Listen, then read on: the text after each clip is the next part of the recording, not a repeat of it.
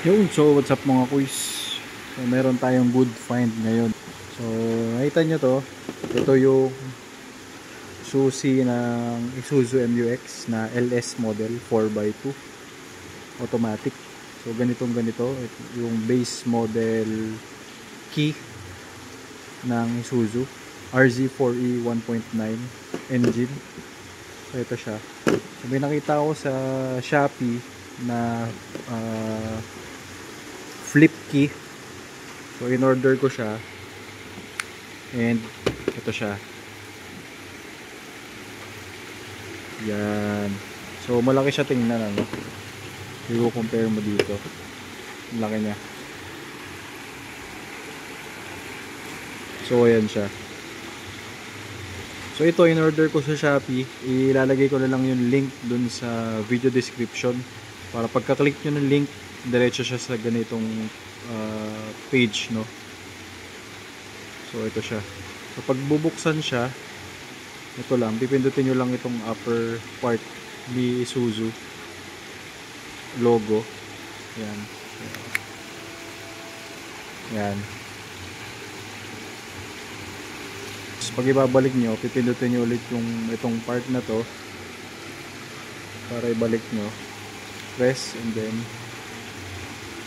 yan. So kaya ako bumili nito kasi pag nilalagay ko siya sa bulsa, ito baka mabali. Feeling ko mababali ito. So ayoko naman siyang isabit kasi sobrang, alam mo na yung sobrang showy yung dating, no, may nakasabit kang susi. So gusto ko mga ano lang, walang masyado nakalawit sa pants ko. So binubulsa ko siya. Kaso lang, feeling ko nababali. So naghanap ako ng flip key. So ito siya. So ngayon, ang gagawin ko is ilalagay ko yung immobilizer dito. Since nandito pa yung immobilizer niya. Alright, so ito yung mismong susi niya. No? Okay. So andito sa loob yung immobilizer. So kakalasin ko pa yan dito. So ito yung sa flip key. So dito may ilalagay yung immobilizer. Tapos ito na yung pipindutin mong unlock and lock. Ayan. So meron pa nilalagay dito. Test ko pa kung pwedeng tanggal. So titingnan ko muna kung paano. Yun, so natanggal ko na to. So ito yung mismong immobilizer niya. Yan. So ito ang lock and unlock. Ito. So babaliktarin mo lang siya dito. So lalagay mo siya ng pagganito. Yan, paganyan. So parang ito yung, hindi ko lang alam kung para saan to, pero parang wala na siya, no. Pero ang problema ko kasi is hindi ko mapindot yung unlock nito. Naglalak siya pero mahirap pindutin yung unlock. So, ang gagawin ko, i-customize ko yung unlock niya. So mamaya update ko kayo kung paano ko lalagyan o gagawa ng paraan. Alright, so gawa na siya. So ito na siya. And ang dami kong ginawa actually. So may goma to sa loob. Hindi ko na siya mabubuksan ulit kasi baka magulo yung goma, no? So may goma to sa loob. Hindi siya tumatama dun sa pindutan. So ngayon, ginupit-gupit ko siya para tumama siya dun sa pindutan. So ang nangyari ngayon is hindi na siya sentro. So pag i-unlock mo siya, pipindutin mo dito banda. Dito. So try natin. Tapos ito, pag ilalak mo, dito mo pipindutin sa may gilid. So try natin dun sa kotse.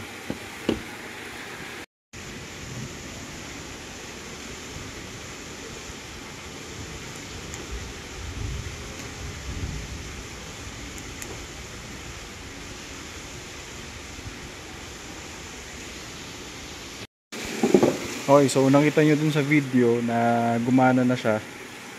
So baka bukas is ipapakating na lang to para ito na yung magiging main key. So pag ibubulsa ko siya, ayan lang siya, diba? Yan, flat na flat. Meanwhile, okay, so ito ang naging problema, which is itong bahay ng remote. Sa earlier video ko about dito, gagawa ng paraan, di ba? May i-modify ko sana ito. Well, actually na-modify naman, kaso hindi nag-work talaga.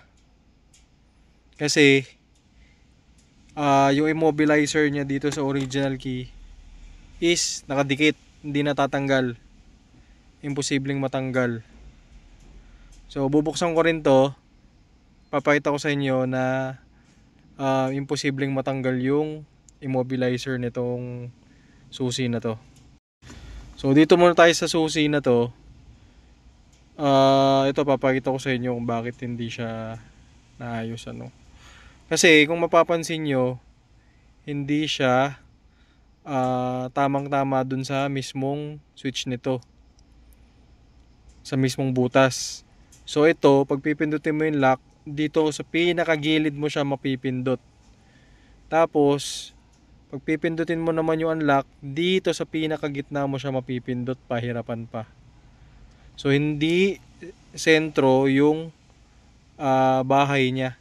So ito siya. Yan.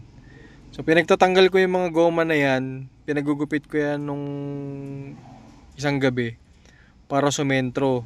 Unfortunately, hindi siya sumentro. So itong bahay na to, ito nakauka na yan, ito yan. Dapat medyo nakataas pa siya ng konti dito sana. Diyan. Para sumentro siya sa mismong pindutan. So siguro yung ibang item na ganito, na parehas ganito, tamang-tama yung mismong bahay niya, housing dito. So ang immobilizer ito, no? Yan.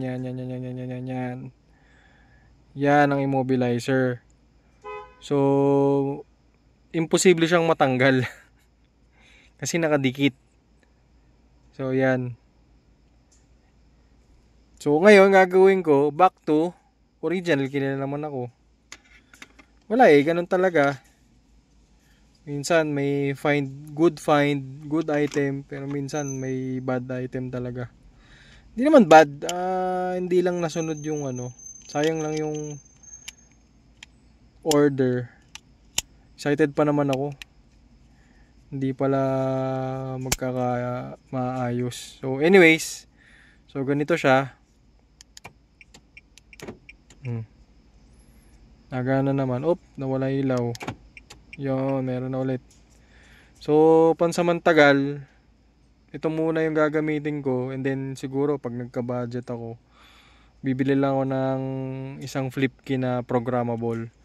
So baka ipa-program ko na lang para may dalawang ganito, isang original, isang flip key na pwedeng i-program.